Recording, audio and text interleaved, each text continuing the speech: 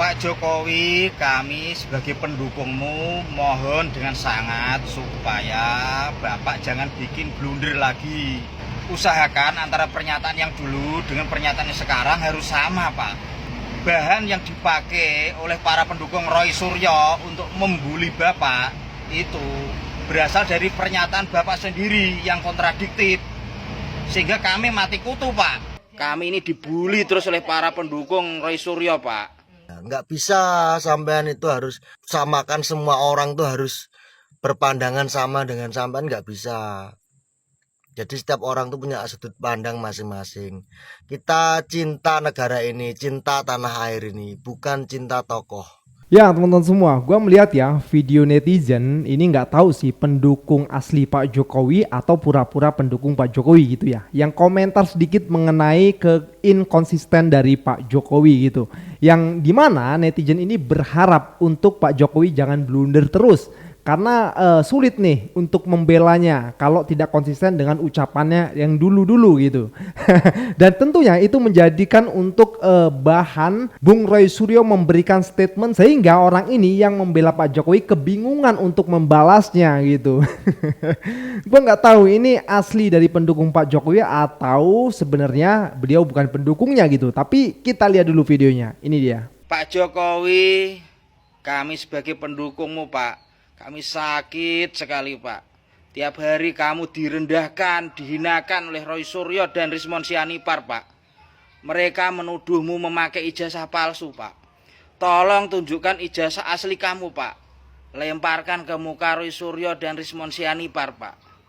Biar kami nggak sakit, Pak, sebagai pendukungmu, Pak. Tapi Bapak hati-hati, Pak, kalau berkomentar, Pak. Bikin pernyataan, Pak. Dulu Bapak mengatakan bahwa Bapak Kasmujo itu dosen pembimbing Bapak. Tapi kenapa kemarin bisa berubah, Pak? Kata Bapak Kasmujo itu bukan dosen pembimbing Bapak. Hati-hati, Pak, kalau bikin pernyataan, Pak. Kami ini dibully terus oleh para pendukung Roy Suryo, Pak. Pak Jokowi, kami sebagai pendukungmu mohon dengan sangat supaya Bapak jangan bikin blunder lagi. Bapak kalau bikin pernyataan harus sinkron, Pak. Usahakan antara pernyataan yang dulu dengan pernyataan yang sekarang harus sama, Pak. Karena jika Bapak bikin blunder lagi, kami tidak bisa membela Bapak. Karena bahan yang dipakai oleh para pendukung Roy Suryo untuk membuli Bapak itu berasal dari pernyataan Bapak sendiri yang kontradiktif. Sehingga kami mati kutu, Pak. Tidak bisa membela Bapak lagi. Terus jangan lupa, Pak, Pak Kasmujo itu amplopnya jangan sampai telat, Pak. Kenapa kemarin Pak Kasmujo itu bisa bikin pernyataan yang berbeda, Pak? Aduh, beliau sampai menyinggung soal Pak Kasmujo ya, pengakuan Pak Kasmujo bahwasanya ketika Pak Jokowi masih kuliah, beliau Pak Kasmujo masih menjadi asdos, yang dimana kalau kata Bung Roy Suryo, tidak mungkin seorang asisten dosen itu menjadi dosen pembimbing akademik ataupun pembimbing skripsi. Ini beneran gak nih teman-teman semua? Menurut kalian gimana ya? Tapi ya memang bingung juga kalau kita membela seseorang yang tidak konsisten dengan ucapannya. Kemarin ngomong A, besoknya ngomong B gitu kan. Kan jadi bingung gitu pendukungnya untuk terus mendukung dan terus membela gitu ya. Tapi ya sudahlah, nggak apa-apa. Kalau memang beliau ini pembelanya gitu ya, akhirnya sadar yang dibela nggak konsisten, ya harusnya berpikir lagi gitu untuk membela. Ya teman-teman semua, soal ijazah ini kan masih terus-terusan ya bergulir dan tanpa ada ujung ya, sampai nanti kalau di pengadilan gitu dan terbukti. Tapi yang menjadi pertanyaan, apakah sampai sana kan gitu kan ya. Tapi teman-teman semua, ini juga ada nih yang komentar dengan Mas ini. Kita lihat videonya. Ternyata orang ini gengnya Roy Suryo. Gini loh, Mbak.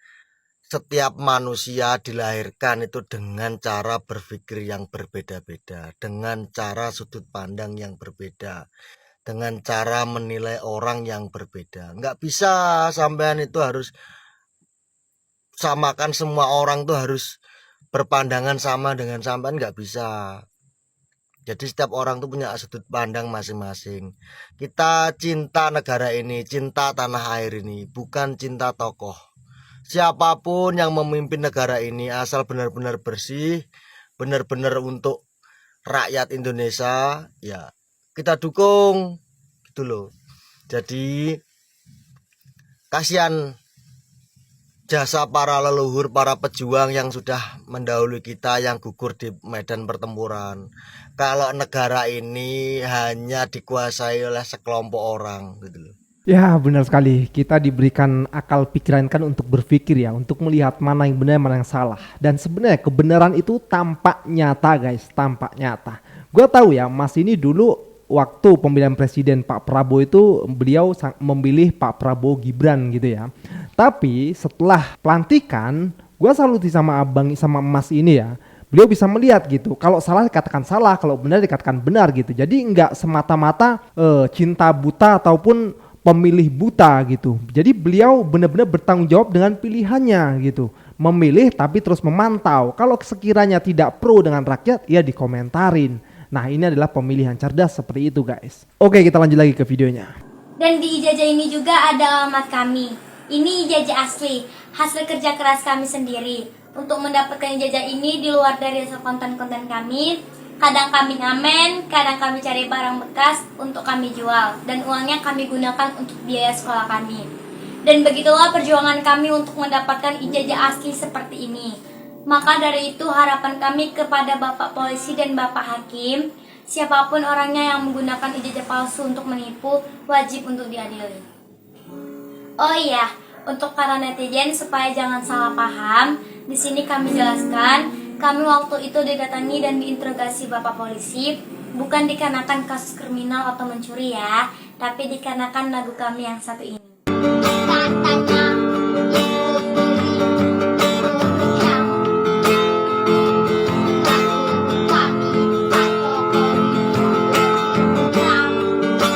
Dua anak ini memang sempat viral ya guys, dimana si Ade ini sangat kritis sekali dengan pemerintahan Pak Jokowi, terutama kepada Pak Jokowinya sendiri ya, dimana seringkali membuatkan lagu untuk Pak Jokowi. Bahkan soal ijazah pun dibuatkan lagu oleh si Ade ini.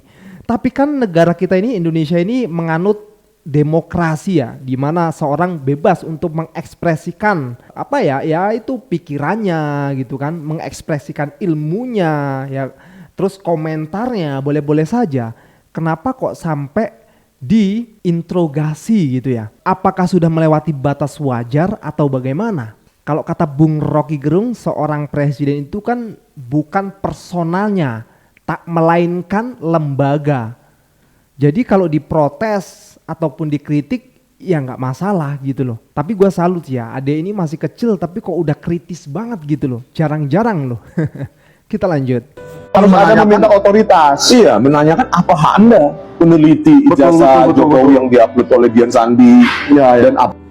Kalau Dr. Rismond itu warga negara asing, pertanyaannya pas itu. Kemudian ada yang mengekspos, ada yang memposting ijazah tersebut di X ya, di Twitter oleh kader PSI. Dan Dr. Rismond dan kawan-kawan, Dr. Rismond, Dr. Suryo, dan Dr. Tifa tergerak untuk meneliti apakah ini asli. Dan dipertanyakan sama mereka, akhirnya meluas hingga ke skripsi di UGM. Nah akhirnya kemana-mana ya. Kenapa? Karena tidak transparan, tidak ada kejelasan, tidak transparan. Dan ditelitilah oleh mereka. Mereka memang seorang peneliti. Mereka orang yang berkecimpung dalam dunia digital forensik. Dengan keahliannya ditelitilah ijazah tersebut. Akhirnya terjadilah pemanggilan sekarang ini. Pemanggilan itu dengan kata lain, apa hak Anda meneliti? Hak meneliti itu adalah hak warga negara. Jadi warga negara yang pernah menjadi rakyatnya Pak Jokowi, termasuk saya, termasuk Anda semua, ya punya hak untuk mempertanyakan. Sekali lagi, mempertanyakan ini asli atau tidak. Dipertanyakan. Dianggap fitnah, dianggap mengada-ngada, dianggap bukan, hanya mempertanyakan. Itu aja sih sebenarnya. Oh ya, satu lagi, jangan lupa bahwa kita semua nih rakyat punya hak untuk itu karena kita membayar pajak. Ingat. Ada hal pertama yang ingin saya sampaikan, bahwa sebenarnya kami ya, saya Dr. Suryo, Dr. Rismond Hasihol Sianipar, dan juga Dr. Tifa, itu tidak merupakan bagian internal dari TPUA atau Tim Pembela Ulama dan Aktivis. Tapi kami adalah pihak yang terkait, pihak ahli yang diminta untuk membantu pelaporan TPUA kemarin ke Bareskrim Mabes Polri. Dan kita tahu semua bahwa secara sepihak dan tanpa melalui prosedur yang proper dan kemudian tidak berimbang ya, laporan itu yang saya dengar adalah dihentikan ya dengan adanya konon TPUA tidak datang. Padahal itu tidak benar sama sekali ya. TPUA itu diundang ya, Bang Egy diundang, tapi kemudian karena beliau sakit parah ya dan ada di luar negeri dan itu ada buktinya, kemudian dinyatakan sebagai tidak datang. Ini sebenarnya hal yang merupakan sangat tidak benar sama sekali. Ya, jadi TPUA tetap meminta itu dilanjutkan. Sehingga apa? TPUA kemudian kemarin menyampaikan surat kepada Karo Wasisdik ya, Kepala Biro Wasisdik atau pengawas penyidikan di Mabes Polri untuk membuka kembali penyelidikan itu dan juga atau laporan Dumas itu dan kemudian menyelenggarakan yang namanya gelar perkara khusus terbuka. Terbuka itu apa? Ini sesuai dengan Perkap ya, sesuai dengan peraturan Kapolri. Gelar perkara itu harus disaksikan oleh kedua belah pihak. Bahkan disaksikan secara terbuka ya oleh wartawan, oleh semua pihak sehingga bisa nilai benar atau tidaknya. Kemudian apa? Kami juga benar sudah melaporkan ke Komnas HAM, Komisi Nasional Hak Asasi Manusia, karena terjadi perlakuan yang tidak sesuai dengan hak asasi manusia kepada kami.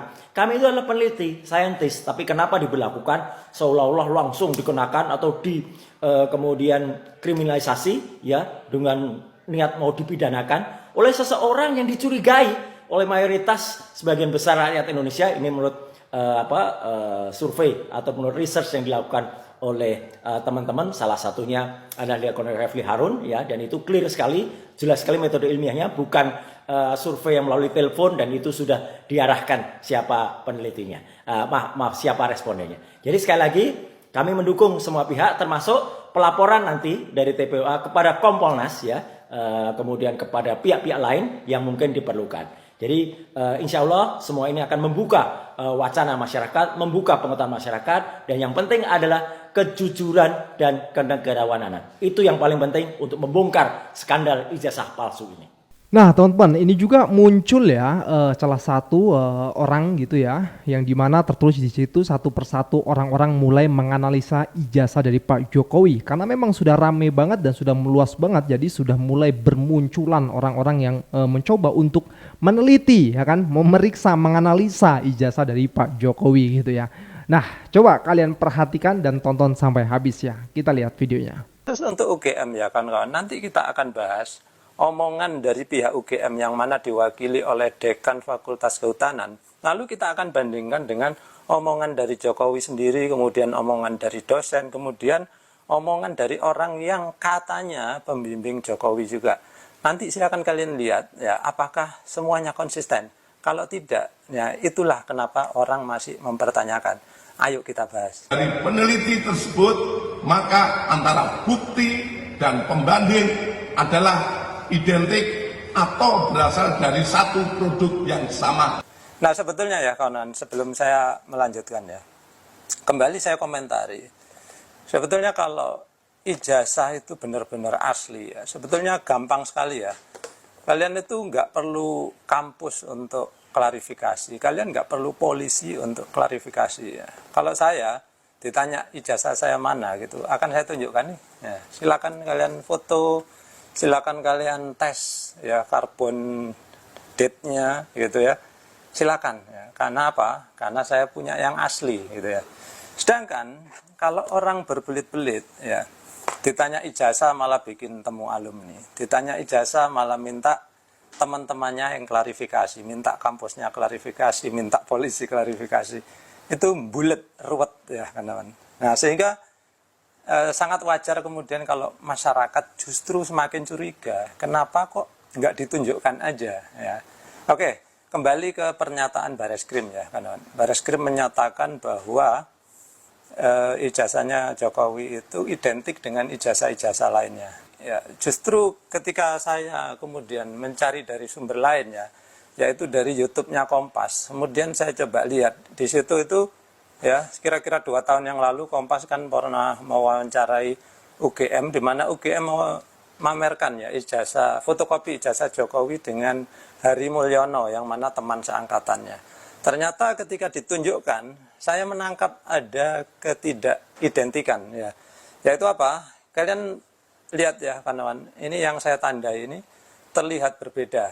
Nah, bagi orang awam itu mungkin nggak terlihat berbeda ya kawan, tapi bagi orang yang bekerja di percetakan atau orang yang berjiwa seni ya, kemudian matanya teliti, itu melihat ada perbedaan. Nah, yang mana ini sebelumnya pernah juga dibahas di channelnya Refli Harun ya kawan, yang mana seseorang meneliti ya dari 3 ijazah yang nomornya 1115, 1117 sama 1120, yang mana 1120 itu punya Jokowi ya kawan. Ternyata lain sendiri yang 1120 itu ya. Nah, ini di Kompas ternyata dulu juga pernah diupload ya foto ijazah nomornya lain lagi, yaitu 1116. Ternyata 1116 ini juga beda dengan 1120. Jadi dari 4 ijazah itu yang 3 sama, sedangkan yang 1120 ini lain sendiri. Ya, silakan kalian simpulkan apakah itu masih bisa dikatakan identik ya. Jadi saya di sini bukan ngomong bahwa polisi itu bohong ya kawan, tapi kenyataannya kita menemukan bahwa ada ketidaksamaan dari pencetakan dari keempat ijazah tersebut. Saya tidak menghakimi polisi di sini gitu ya. Nah, omong-omong ya, kenapa sih kasus ijazah ini kok menjadi begitu heboh ya kawan? Karena apa? Sebetulnya awalnya dulu saya pun ya kurang ngereken ya, kurang peduli, karena mungkin saja ini hanya diembuskan oleh orang-orang yang oposisinya Jokowi gitu ya. Namun makin kesini kok makin terlihat aneh gitu ya. Karena apa? Orang-orang yang membela Jokowi ya rupanya ngomongnya itu tidak konsisten kawan-kawan. Jadi termasuk Jokowi sendiri sama orang-orang yang membelanya.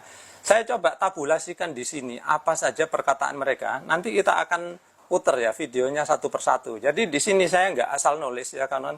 Saya menyarikan dari berita yang ada, dari omongan orang-orang yang membela Jokowi. Ya, ternyata ya saling bertolak belakang, kemudian ya saling berbeda lah satu sama yang lain. Ini nanti kita akan bahas satu persatu ya. Nah, sebelum membahas ini ya kawan, saya ingin komentari ya bahwa di sini itu saya bukan karena terus benci Jokowi sehingga saya ikut-ikutan membahas tentang ini. Bukan ya kawan. Di sini kita adalah sedang membahas nasib bangsa agar tidak dipermainkan orang-orang yang tidak bertanggung jawab ya kawan. Jadi banyak sekali orang-orang yang sebetulnya sih lebih banyak yang mendukung saya. Nyatanya jumlah subscriber saya dari video tersebut itu makin banyak gitu ya. Sedangkan yang keluar dari subscribe saya ya jauh lebih sedikit gitu ya. Nah, ada beberapa komentar yang dari pendukung Jokowi yang kemudian memaki-maki saya ya. Nah, salah satu yang berkomentar negatif terhadap konten saya sebelumnya tentang pembahasan ijazah ini adalah dari akun sang manajer atau sang manager. Saya nggak tahu bacanya yang betul apa. Ya, kalian perhatikan ya, ini saya tunjukkan akunnya. Terus dia upload satu video ya kawan. Saya nggak tahu apakah itu memang video orang ini yang sedang berkomentar sendiri. Mudah-mudahan iya. Makanya saya tampilkan di sini. Nah kemudian, dia berkomentar menanyakan ya, seandainya ijazah saya ditanya ODGJ, apakah akan saya tunjukkan gitu ya. Di sini perlu saya komentari dulu ya kawan, bahwa yang menanyakan ijazah Jokowi ini bukan ODGJ ya, melainkan dokter-dokter lulusan dari UGM ya, yaitu Dr. Roy Suryo, Dr. Rismon sama Dr. Tifa. Yang mana mereka itu lulusan S3 ya kawan, jadi bukan ODGJ sama sekali. Tapi saya tetap menjawab sesuai pertanyaan dia ya, kalau yang menanyakan ijazah saya itu dokter, maka saya akan dengan bangga menunjukkan, nih silakan periksa ijazah saya ya, silakan kalian bawa ke laboratorium mana saja seluruh dunia, terserah ya. Jadi saya nggak akan manggil polisi, melapor-laporkan, tidak ya kawan. Nah kemudian si sang manajer atau sang manager ini malah mengatakan kalau ya iyalah kalau saya pasti menunjukkan karena cuman sekelas kucing kurap gitu ya. Nah ini dia nggak konsisten ya kawan. Yang pertama dia nanya ya, apakah saya mau menunjukkan? Saya jawab saya mau menunjukkan. Kemudian dia bilang ya iya kamu sekelas kucing kurap gitu ya. Nah kalau memang saya sekelas kucing kurap, ngapain kamu tanya dari awal? Ya logikanya cuman serendah itu ya kawan. Dia nanya sendiri, dia sendiri yang mementahkan gitu ya. Jadi sebetulnya kembali ya, kalau dia menuduh bahwa Roy Suryo, Rismon, Dr. Tifa itu adalah ODGJ, Kalau kita bandingkan gambar-gambar mereka, siapa sebetulnya yang lebih mirip ODGJ? Ya, tolong kalian komentar di bawah ya kan.